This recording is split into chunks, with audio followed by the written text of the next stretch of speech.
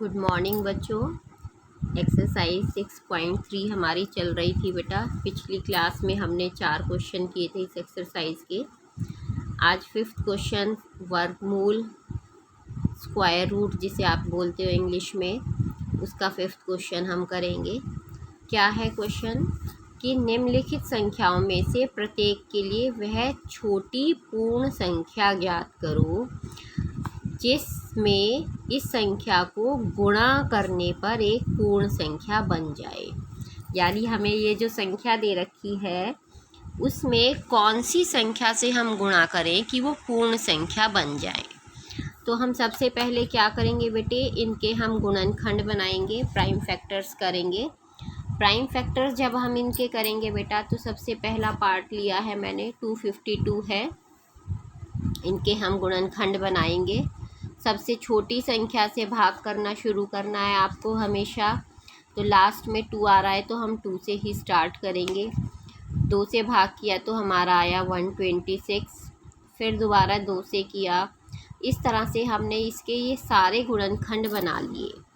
और गुणनखंड बनाने के बाद हमने देखा कि 252 को हम क्या लिख सकते हैं, 2 इंटू 2 इंटू 3 इंटू 3 इंटू 7।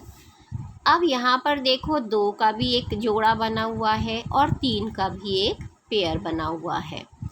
केवल 7 वो संख्या है जिसका कोई पेयर नहीं है। तो हम क्या करेंगे, दोनों तरफ ही से 7 से गुणा कर देंगे। अगर यहाँ पर 1 और 7 आ जाएगा तो उसका भी पेयर बन जाएगा और हमारी जो संख्या होगी उसका पूर्ण वर्ग हमें मिल जाएगा, कंप्लीट स्क्वायर। तो हमने दोनों तरफ 7 से मल्टीप्लाई कर दिया। इसको मल्टीप्लाई किया तो हमारा ये आया, इसका हमने स्क्वायर रूट ले लिया इधर और इसको भी अंडर रूट के नीचे ले आए। तो यहाँ से देखो इस 2 का एक पेयर में से 2 बाहर आया, इस 3 के पेयर में से 3 बाहर आया और इस 7 के पेयर में से 7 बाहर आ गया। तो हमारा आंसर इनको मल्टीप्लाई करके कितना आया, 7 तिये 21 और 21 दूनी 42। तो हमारी 42 आई नई वाली संख्या का वर्गमूल। और नई संख्या हमारी कौन सी हो गई, 1514 है। और वो किसको गुणा करने पर आई है, 7 से गुणा करने पर आई है। तो जो भी आपको ध्यान रखना है कि जो भी संख्या हमारी अनपेयर्ड बचेगी, जिसका कोई पेयर नहीं होगा, हम उसी से ही गुणा करेंगे। और अगर भाग करने के लिए पूछा गया है तो उसी से ही हम भाग भी करेंगे ताकि वो पेयर ना बचे। थर्ड पार्ट देखो बेटा, थर्ड पार्ट में हमने इसके सबके गुणनखंड बनाए। और जब हमने गुणनखंड बनाए तो हमने देखा कि इसके क्या क्या गुणनखंड आए, 2 into 2 into 2 into 2 into 3 into 3 into 7। यहाँ पर भी देखो 7 अकेला बचा है, इसका कोई जोड़ीदार नहीं है, इसका कोई पेयर नहीं है। तो हम क्या करेंगे, दोनों तरफ 7 से मल्टीप्लाई कर देंगे ताकि यहाँ पर इसको अभी एक पेयर बन जाए। तो हमने 7 से मल्टीप्लाई किया इधर भी और इधर भी, और उसके बाद दोनों तरफ स्क्वायर रूट लिया। तो हमारा जो आंसर आया वो कितना आ गया, 84। तो यानी नई वाली संख्या का जो वर्गमूल हमारा आया वो कितना आ गया है बेटा, 84 आया है। इसके बाद देखो बेटा, क्वेश्चन नंबर 6 लिया है मैंने। क्वेश्चन 6 में उसने पूछा है कि किस छोटी से छोटी संख्या से भाग दिया जाए। ऊपर वाले सवाल में उसने पूछा था कि किस छोटी से छोटी संख्या से गुणा किया जाए। तो यहाँ पर उसने कहा है किससे भाग दिया जाए कि पूर्ण वर्ग संख्या बन जाए। तो इन क्वेश्चंस में भी हमें क्या करना है बेटे, उसी तरह से प्राइम फैक्टर बनाएंगे। और जब प्राइम फैक्टर बनाएंगे तो जो भी संख्या हमारी खाली बचेगी, जिसका कोई पेयर नहीं होगा, हम उस संख्या से ही भाग कर देंगे। जब भाग कर देंगे तो वो कट जाएगा, तो वो संख्या फिर हमारी नहीं बचेगी। तो हमने पहले 252 के फैक्टर्स बनाए और फैक्टर निकालने पर हमारे क्या क्या आए, गुणनखंड 2 गुणा 2 गुणा 3 गुणा 3 गुणा 7। यहाँ देखो इसका भी पेयर है और इसका भी पेयर है, ये अकेला बचा है। तो हम अगर ये भी ना बचे, यानी इस 7 से ही हम इसे भाग कर दें, तो ये संख्या हमारी क्या हो जाएगी, एक कंप्लीट स्क्वायर बन जाएगी।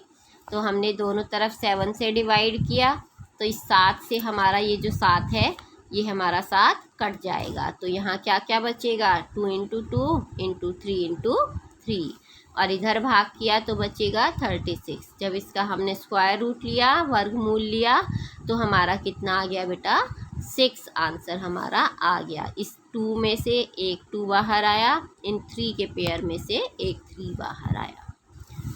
ठीक है, एक पार्ट और देख लेते हैं बेटा। 4th पार्ट है ये आपका 2645। सबसे पहले देखो हम चेक करेंगे, अब क्योंकि लास्ट में 5 है तो ये 2 से तो डिवाइड नहीं होगी, 3 से चेक करेंगे। 3 से चेक करने के लिए इसका सारा टोटल करके देख लेते हैं अंकों का। 5 और 4 9, 9 और 6 15 और 2 17। तो ये टोटल 3 से भाग नहीं हो रहा, तो यानी ये 3 से भी भाग नहीं होगी। फिर ये 4 से भी नहीं है क्योंकि यहाँ पर विषम संख्या है। तो हमने 5 से इसे भाग किया तो ये आया 529, और ये सीधी संख्या उसके बाद खाली 23 से ही भाग होगी। तो 23 से हमने इसे भाग कर दिया तो यहाँ पर भी कितना आया 23। 23 से दोबारा किया तो आया 1।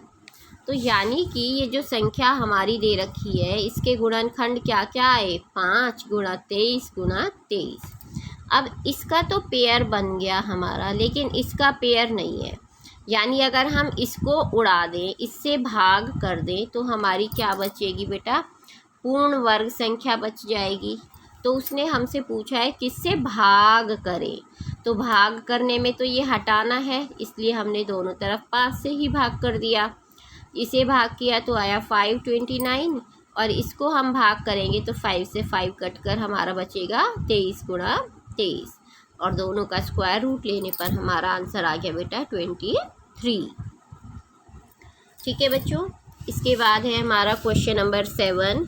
क्वेश्चन 7 में उसने कहा है एक 8th क्लास के बच्चों ने जो दान दिया है वो कितना दान दिया, 2401 रुपये दान दिए हैं, और हर बच्चे ने उतने रुपए दान दिए जितने की कक्षा में विद्यार्थी थे। यानी जितने बच्चे थे उतने ही रुपए दान दिए, यानी 2 सेम संख्याओं की गुणा हुई है आपस में, और वो गुणा करने के बाद ये आंसर आया। तो वो संख्या निकालने के लिए हमें यहाँ पर क्या निकालना पड़ेगा, इसका स्क्वायर रूट, वर्गमूल निकालना पड़ेगा। तो हम इसका देखो, अब इसका वर्गमूल निकाल के देखेंगे कितने रुपए दान दिए हैं, 2401। इसको हम देख रहे हैं कि ये पहले ना 2 से भाग हो रहा है, ना 3 से, ना 4 से, ना 5 से, सीधा 7 से ये डिवाइड हुआ। 7 से डिवाइड किया तो हमारा आया 343, फिर दोबारा 7 से किया 49, फिर 7, फिर 1। तो जो इसका वर्गमूल देखो बेटा, इस 7 का ये पेयर बन गया, इस 7 का ये पेयर बन गया, तो दोनों में से एक एक बाहर आया हमारा। तो क्या आ गया हमारा 49, यानी उस क्लास में कितने बच्चे हैं, 49 ही बच्चे हैं, और 49 ही रुपीज़ उन्होंने दान दिए हैं। क्वेश्चन नंबर 9 देखेंगे बच्चों। 8वां बिल्कुल सेम ऐसा ही सवाल है। इसमें यहाँ पर 2401 था, यहाँ पर 2025 है। आप इसका वर्गमूल निकाल लोगे तो आपका आंसर आ जाएगा। 9वां और 10वां क्वेश्चन बिल्कुल सेम है हमारे। 9वां मैं आपको समझा रही हूँ, 10वां आप इसी तरह से करेंगे। उसने कहा है वह छोटी वर्ग संख्या ज्ञात करो जो 4 से, 9 से और 10 से, तीनों से ही विभाजित हो जाए। तो इस सवाल में हम क्या करेंगे बेटा, तीनों से भाग हो जाए तो हम पहले इन संख्याओं का क्या निकाल लेंगे, एलसीएम, लघुत्तम समापवर्तक निकालेंगे। तो तीनों को हमने एक साथ लिख लिया। छोटी संख्या से भाग करना शुरू करेंगे। यहाँ केवल 2 से ये 4 ही भाग हो रहा है, इन्हें हम एज इट इज़ ही लिख देंगे। 10 भाग हो रहा है 2 से, तो 2 पंजे 10 लिख लिया। फिर दोबारा 2 से करेंगे तो ये आ गया 1, ये एज इट इज़, ये एज इट इज़। अब यहाँ पर देखो 9, 3 से भाग हो सकता है तो हमने पहले 3 से किया, ये ऐसा कैसे, ये 3 से किया तो 3 और ये 5। इस तरह से इनका जो हमारा लघुत्तम समापवर्तक आया बेटा वो कितना आया है 180, इन सबको गुणा करने के बाद। अब यहाँ पर हम देखें जो आया हमारा एलसीएम, इसमें इस 2 का भी पेयर दिखाई दे रहा है, इस 3 का भी पेयर दिखाई दे रहा है। हमें चाहिए पूर्ण वर्ग संख्या। अब इस 5 का पेयर नहीं दिखाई दे रहा है, तो अगर एक 5 भी आ जाए हमारे पास तो ये पूर्ण वर्ग संख्या बन जाएगी। तो हम इसको क्या करेंगे, कंप्लीट स्क्वायर निकालने के लिए कि कौन सी संख्या होगी, इसे हम 5 से मल्टीप्लाई कर देंगे। तो हमने 180 को 5 से मल्टीप्लाई किया तो हमारा आंसर आ गया 900, यानी 900 वो संख्या है जिसे आप चाहे 4 से भाग करो, चाहे 9 से करो, चाहे 10 से करो, हमारी पूरी संख्या भाग हो जाएगी। सभी बच्चे बाकी क्वेश्चंस ट्राई करेंगे।